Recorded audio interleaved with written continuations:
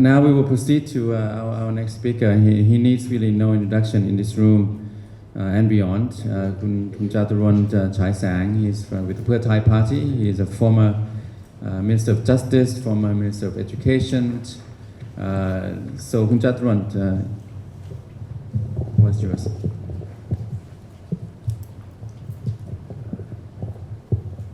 Ladies and gentlemen, it's my pleasure to be in this forum. Thanks to the Peaceful ISIS, NDI, FNS,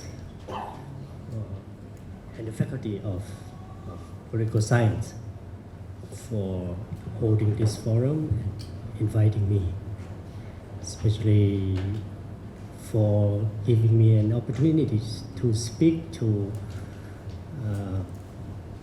more than 5 people about politics. But of course, in an academic seminar. I'll just quickly respond to what Kun Norachit just said. After that, probably I will make comments on the organic laws that are being made. Unfortunately, Kun Norachit might not be here at that time. And there is no representative from either the CDC or the NAL, the National NLA, National Legislative Assembly, here to respond to me. As far as the schedule of the general election is concerned, as we know, timeline has keeps changing. It's changed for many times already, and the abrupt response from the Prime Minister after the bombings, that he said, well, once there's bombing like this, the election might be postponed. And after that, the 4 questions raised. A lot of people think that he aimed to get an answer like it's better that the military should be running this country for a longer time, or maybe we need an unelected prime minister in the future. Fortunately enough, very few people have come to the provincial governor's building to answer the questions. In my hometown, on the first day that people are allowed to come to the office to write a comment, there were 11 people. Only 11 people. So that's a bit of relief. But most recently, it seems that there might be requirements in some organic law, especially to be more specific, the political party law. The requirements that political parties have to meet in order for them to be able to nominate candidates in each and every constituency. There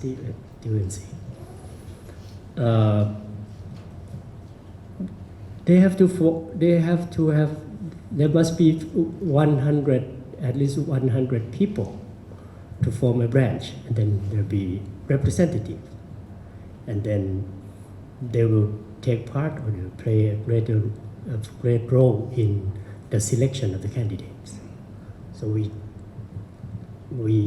don't know if that will affect the timeline or not. There can be a joint committee to see if the draft contravenes the Constitution, as Kun Norachit just said. What he has said I think it's understandable, but there's still some rooms for postponement. So we are not sure that the election will be held as scheduled. But the roadmap, the so-called roadmap dynamics, and it is true that this roadmap is quite dynamic, probably should be said uncertain. When the election will be held is one thing that people are very interested in. But I think more important than that is, will the election be meaningful? Or is it going to be meaningless? That is more important. And this is related to the other issue that I'm going to speak on. That is the organic laws. Organic laws is the expansion of the Constitution to create mechanisms that will fulfill the intention of the Constitution. And I have to reaffirm my and my own party's position on the Constitution, that we think that this Constitution is undemocratic and it will be detrimental to the development of this country. We realize that we have to live with it and comply with the Constitution and the organic laws, keeping in mind that they will sooner or later bring about more conflict. This Constitution and the organic laws are meant to shift the political power away from ordinary citizens to the elite, major parts of which are the non-elected agencies in the Constitution itself. Then talking about organic laws, basically most of the organic laws will be written in line with the Constitution. They will function as a mechanism to make sure that the goals will be achieved. Therefore, in general, the makings of organic laws are not exciting and should not make lots of difference from the intention of the Constitution. Having said that, all of the organic laws have one important issue in common to be decided, and Kun Norachit just mentioned that. And that is, will the commissioners of the independent agencies and the judges of the Constitutional Court be selected or appointed in accordance with the Constitution? Or will they hold on to position until the end of their terms? Kun Norachit just explained that CDC thinks that the qualification and the prohibitions are important, are the key factor that the CDC want to see if the commissioners of the independent organizations will meet or will violate the rules, to see if they should still sit on their post. I have different opinion. I don't think the qualifications or prohibitions are relevant. I already made a comment to the public that, in my opinion, actually several people in the Pheu Thai party also said the same thing, that we think that all of the independent organizations, commissioners, and the judges of the Constitutional Court should be selected and appointed in accordance with the present Constitution as soon as possible. no matter if they meet the qualification or whatever. And to respond to the question from Kun Pravit, just asked if we think that the new selection process will bring about the more independent commissioners. I don't think that they will be more independent. But still, I think they should be the independent organization should be restructured in accordance with the Constitution. This is the problem of accountability.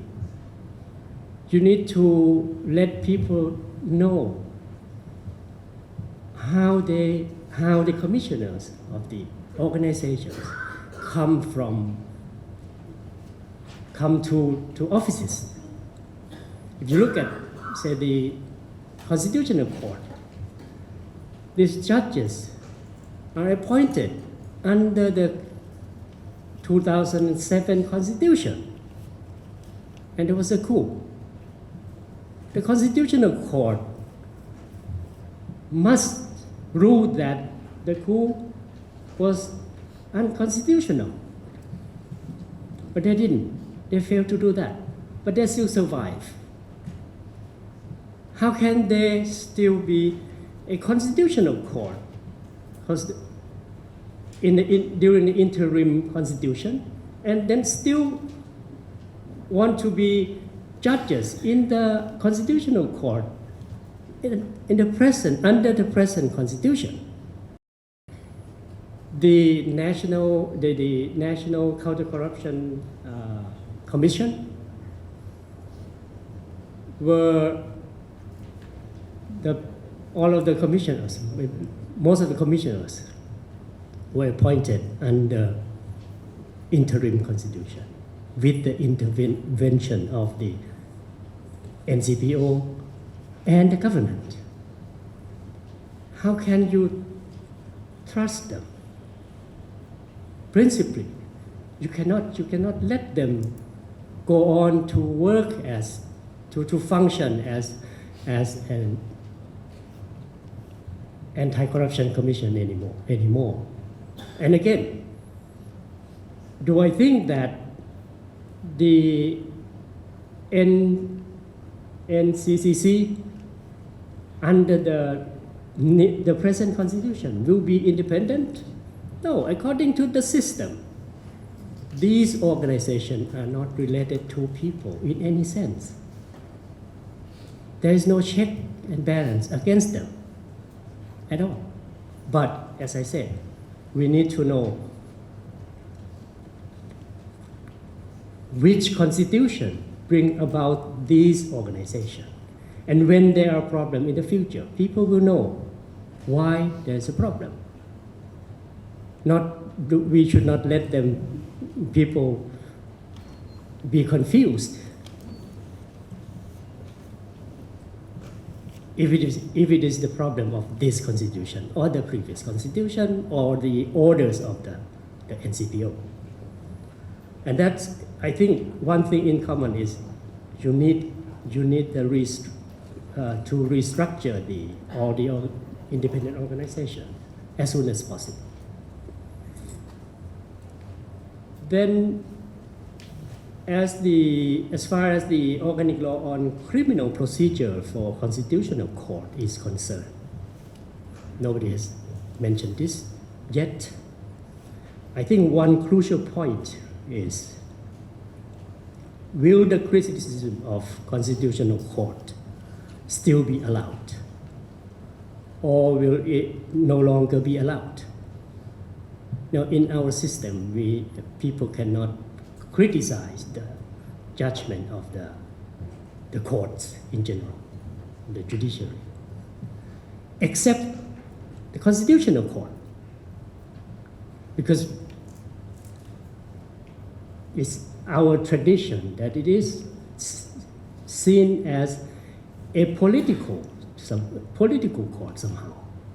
So they should be there should be people should be allowed to criticize them, and we have.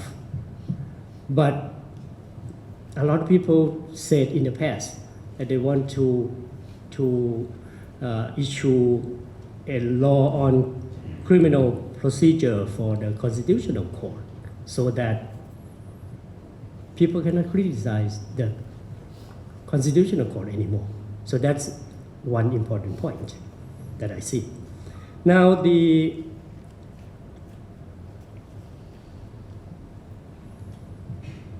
electoral system is mostly designed in detail in the Constitution.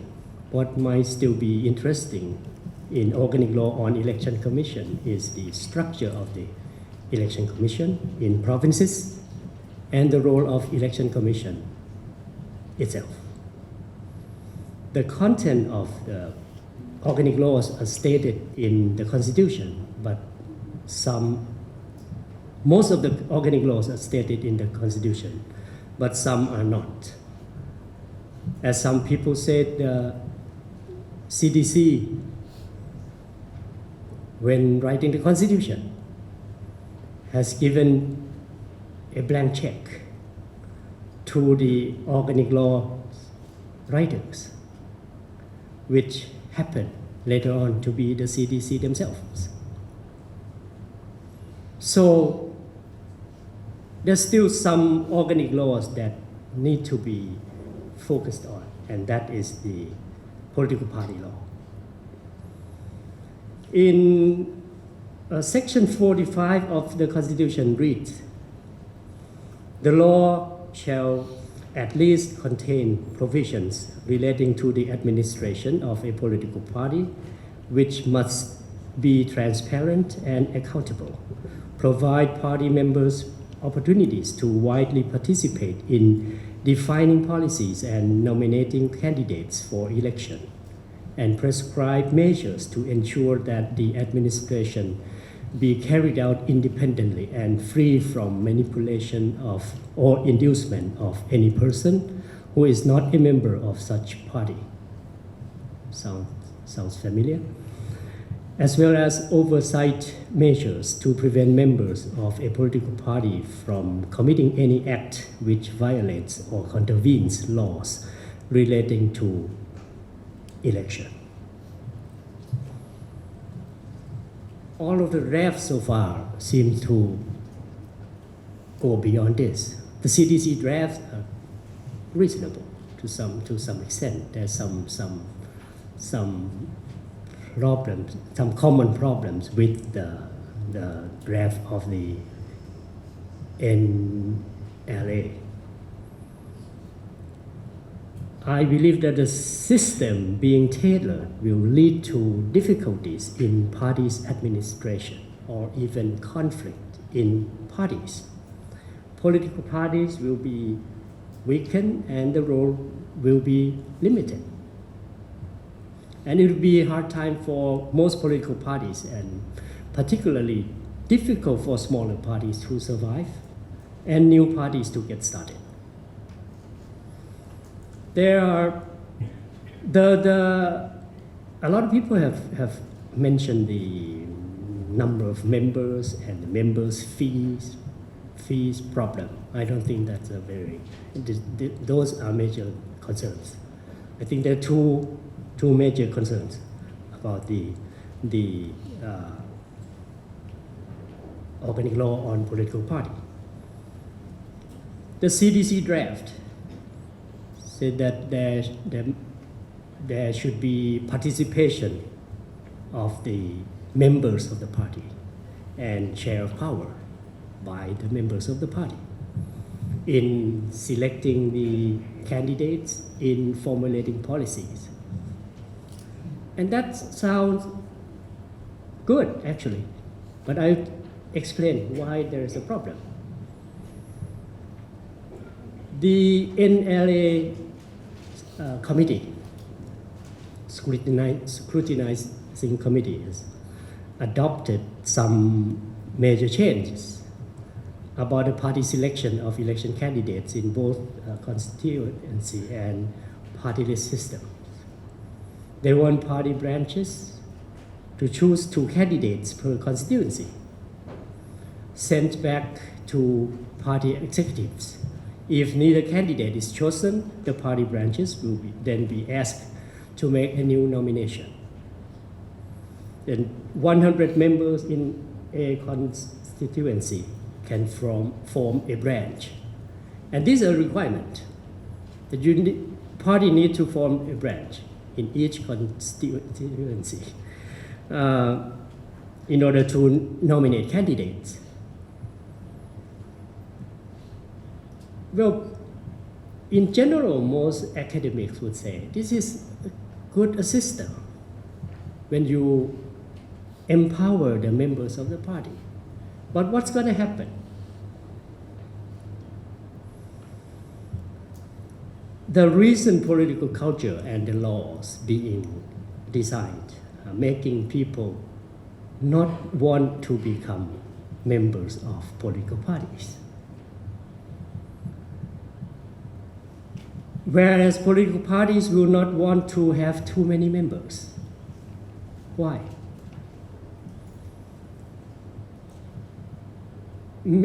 If you are a member of political parties, you are disqualified too for many occupations.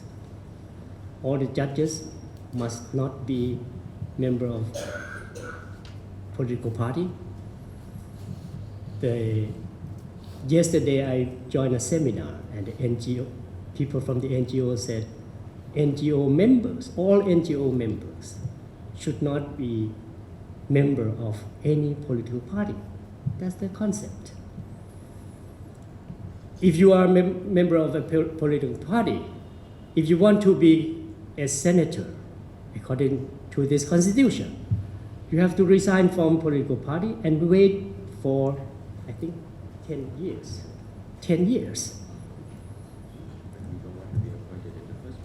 And those member of political party might, but I'm just saying that, and also independent agents, and so on. This is the culture of this country. And there'll be strong punishment for executive members if an individual member of a party commit legal offense. The CDC said the legal offense. In the Constitution, I think it says the legal offense against laws related to election. I think now they are changing, but we don't know the final version. Polarization in the society make people feel insecure to be known as a member of political party. If you're a member of opposition party, you might feel that you might face with some bad things from the government. If you are in the government, you might face with independent organizations and so on. So it's better for people to not be a member of political party. But then you are saying, well, we want 100 people in each constituency to determine who is the candidate. It will not work. And for the party list system, this is very strange. Members of political parties in the branches, we have a right to vote to select the candidates in the party list. There's 150 in the party list. Each voter have a right to vote for 15 people, 15 candidates, only 15. So parties will be factional. There will be a lot of factions in political parties. And there will be conflict between members in the branches all over the country among them, and then with the executive members. Executive members might do some pollings in all of the provinces. you find that the candidates picked by the branches will not be elected. There will be contradiction in the political parties. And that's why I said this organic law will lead to conflict in political parties. The second part of the problematic content of the organic law on political parties, and I think I can finish this in 3 minutes. It's about the role of political parties in responding to the demands of people. This role will be lessened and limited, and I mean the role in policies formulation and implementation. I heard our colleague here, Mr. Ivan said yesterday about the role of political parties. It was very interesting, very useful, but unfortunately it's not going to happen. It's going to be overturned. The roles of political parties will be overturned by this constitution and organic law on political parties. In the past 15 years, there's been a development, very significant development of the process of policy formulation and implementation through election. People learn that democracy is something edible, it's beneficial to them. But now, policy formulation and implementation cannot be made easily. Parties are not allowed to hold meetings, gathering. How can you do the forums, hold the forums with interest groups? It's not possible, and we don't know when we can conduct activities. There are restrictions on policy formulation in both drafts of organic law. Policies publicized. This is not discussed much in the media. People pay more attention to the members' fee, 100 baht members' fee. It doesn't mean much. I mean, it's a problem, but it's not as big as it's problem. Policies publicized or manifested that need funding must meet some requirements, such as you have to identify source of fund, cost-effective analysis of the policy, expected outcome or output from payments. I mean, during the campaign, if you want to announce this kind of policy, you need to meet all of these requirements. These requirements are stated in Section 122 of the Constitution, and they are conditions for the introduction of appropriation bill, not for political parties in introducing policies. So there is a problem with. Probably this might contravene with the Constitution, but so in this process, the process that people can demand for policies, participating in policy formulation, promises are made during the campaigns, and they'll be delivered. After all, this process will be overturned. So my comments are based on the most updated information from the media and from the document that I received.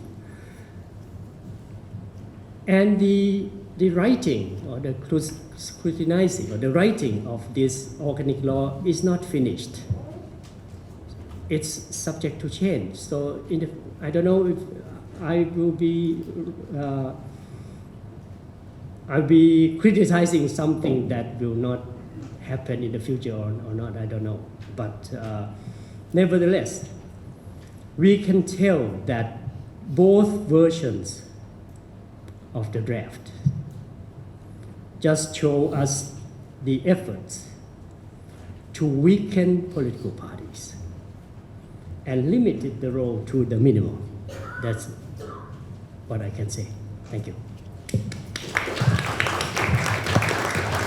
Thank you very much, Captain Chaturon. If I may just highlight some of the main points you brought across, that the Constitution of 2017 promulgated last April is rather problematic. And then one fundamental problem is that the new Constitution is not, unlike other countries when you have constitutions, this Constitution in Thailand is not the supreme law of the land, let me say. It's not the supreme law of the land. And then, of course, the Constitution Court, can it be criticized? The EC, the role of the EC in the provinces, and EC, the National Election Commission itself. And then, of course, you talked about this what I see as a kind of a cat and mouse exercise that we keep doing. And it results in this kind of a strict handbook and code of conduct for political parties and elected representatives, what they can and cannot do, which Kun Chaturon has suggested leads to weak parties. This forum will be extended by 15 minutes. I just want to tell you, because we have a lot of comments and a lot of experts. I also have to thank our Mr. Doherty, Mr. Luning for being patient with us. Our next speaker is Kun Kasit, former foreign minister under the Democrat Party government in 2008, 9, 10, and now a member of the National Steering Assembly Committee. Your turn. Everyone, Dr. Titinan, Excellencies, friends and colleagues, I'll be very short, but I'm very much in a very subdued mood, although I'm not that disheartened, but rather subdued for many months and many weeks. But luckily that, thank the Lord, that today I was invited to come here and not summoned to come here. So there is still the atmosphere of freedom of assembly and freedom of expression in this kingdom of Thailand. My point is that we have the imposition of will both on the streets of Thailand and the imposition of will in the drafting rooms and in the meeting halls. And that imposition of will comes from the military junta. And the other four important bodies, the so-called the other four rivers, streams, namely the NLA, the Constitution Drafting Committee, the National Reform Steering Committee, and the cabinet itself. These four are the creation of the military junta. They are the major river with the four tributaries. And the composition of the other four bodies, tributaries, is composed of mostly bureaucrats, civilian, military, and police officers. I think less than 10 so-called politicians are in the National Reform Steering Assembly. I'm one of them. So in that sense, the imposition of the will of the junta, and namely two personalities, General Prayut and Prof, permeates the whole governmental structure or state structure at this point in time. So it's a top-down process, and their wishes are being honored, thought, implemented, and actualized by the other four bodies. I think we have to understand that context first. And what type of the imposition of the will is a very conservative and statist in nature. Namely, they look for the role of the state or the bureaucracy as the most important body in the kingdom for the years to come. You look at the various provisions of the Constitution, the state must do this, the state must do that. And behind the state is what is the bureaucracy. And with the state and the bureaucracy, we are talking more and more of the concentration of power in Bangkok, and not the decentralization that we wish and hope for or the empowerment of the people as much as possible in the democratic participatory process. So that is the mood and why that imposition of the will and the conservative element, because I think the military junta looks for stability. Stability is the name of the game. And they cannot understand and would not wish to understand the interplay of all the various actors and interest groups in the society. When there is an open play, interplay in an more open or democratic setting, of course there would be conflict. Defense point of view, it looks a bit messy, sometimes protests on the street. But that's what life is all about. And you cannot construe and build a society based on the rules of law in the direction of crime and punishment. And the vocal groups of people, namely political parties, civil society movement, interest group, and so on, are somehow abhorred, feared by the military junta. They feel threatened. And these are the externalities of the whole political life that should not be allowed to have that much of the role in the society. They should be streamlined, จับเข้าแถว be put into the lines and marched according to the spirit and letters of the Constitution and the 10 organic laws.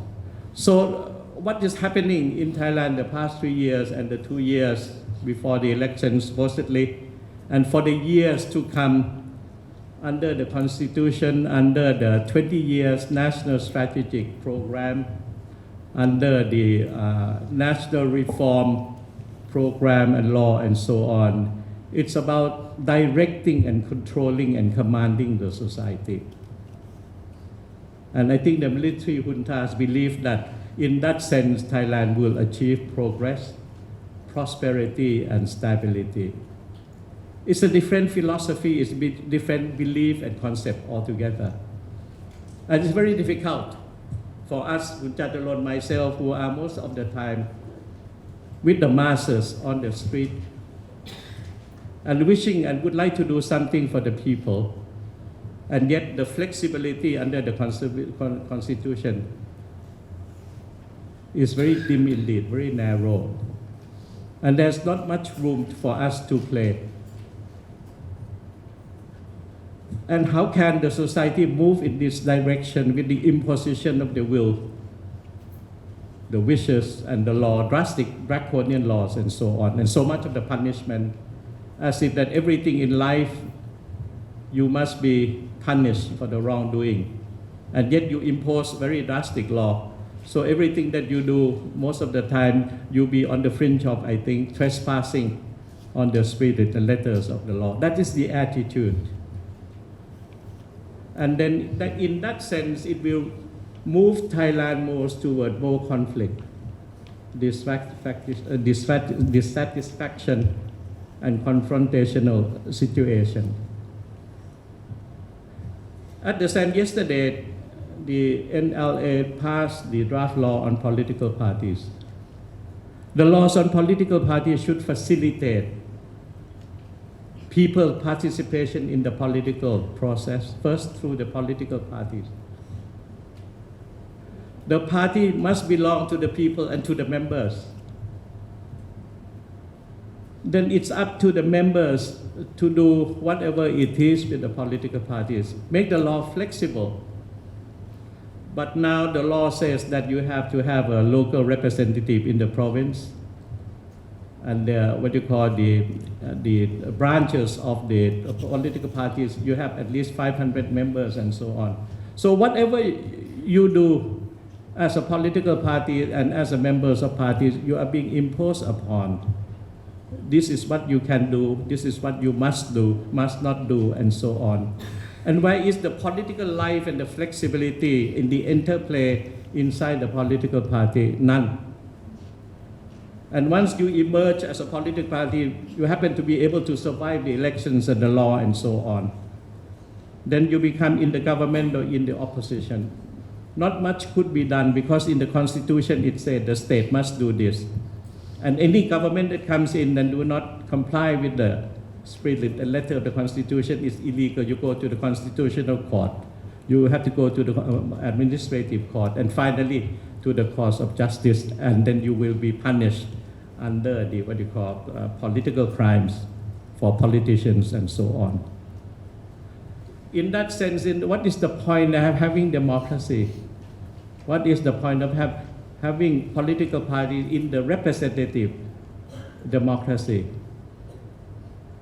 Because you cannot represent the people, and I agree fully with Kun Chaturon. Because we are not allowed, we will not be able to allow to do much. Everything is already written in the constitution of what we must do. But at the same time, the national context changes every day. The international context and the international challenges change every day. And yet we are being transfixed to these stipulations of the constitution and all the organic laws. I cannot see how democracy could move forward during the election campaign and after the elections and the formation of the government and the formation of the opposition. And in that sense, I feel fearful of what will be happening to Thailand. It's not only internally, but in our international standing.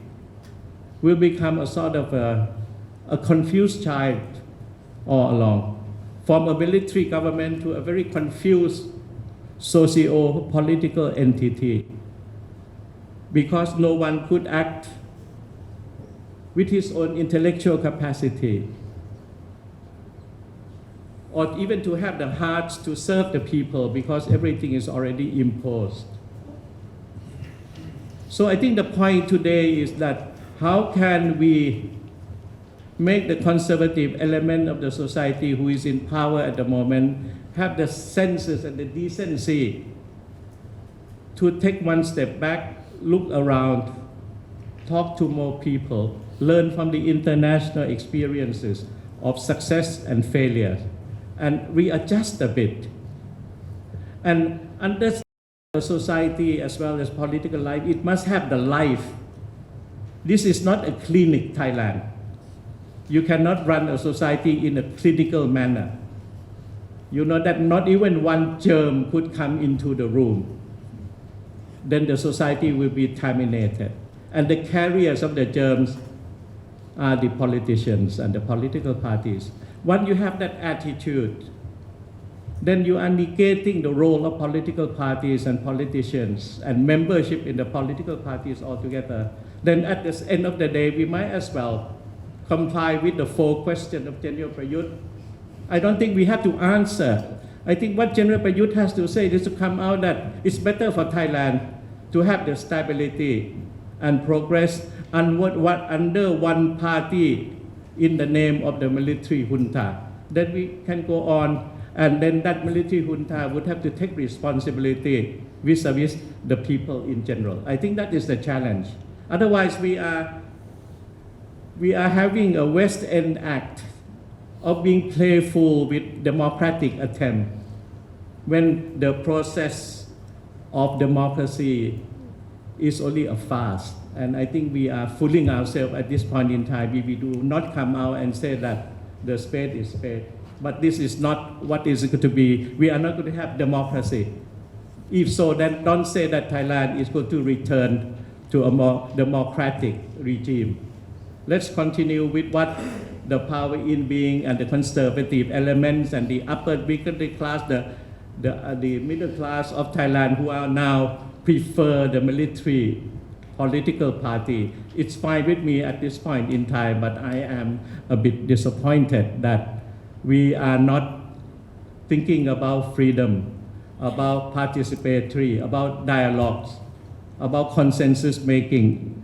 But I think everyone in power and the middle class that is supporting the military junta think that imposition of the will and the law and the punishment should be the name of the game. Thank you very much. Thank you. Thank thank you very much. I think that's very, very clear, very direct, and I think for our journalist participants, this is very good, a lot of good highlights and sound bites. Directing, controlling, commanding under junta government. The 4 questions are really tantamount to one question. Should we have this junta government in exchange for stability? And then they would have to take accountability in the longer term. So I think it's very, very, very simple, penultimate. Thank you very much, our last 2 speakers, Mr. Doherty and Mr. Luning. We have an expert on political parties from the National Democratic Institute, and Mr. Marcus Luning is a former National Human Rights Commissioner of the German government. So I think we'll go first with the political parties expert. We just had a Political Parties Act, and I want to ask you, before you speak, perhaps you can cover this. We're struggling in Thailand to come up with political parties that are not involved, they don't, not peddled by so-called money politics. So where do you start? The law, the organic law now says they have to have 1 million baht, and it has to be contributed by a number of people, anywhere from 1,000 baht to 100,000 baht, something like that. But the idea is that no political party should be owned and run by a single individual or group of individuals for their own benefit. So your expertise. Well, thank you very much, and I'm going to be very brief because it's a privilege to share the podium with such eminent speakers. And I know I'm under no illusion you didn't come to listen to me. I learned a lot in the discussions, and I think we should be opening it up. And I have just 3 points, I think, to make, which are more general points about political parties than specific to either the law here or because I think that's something that's still been working.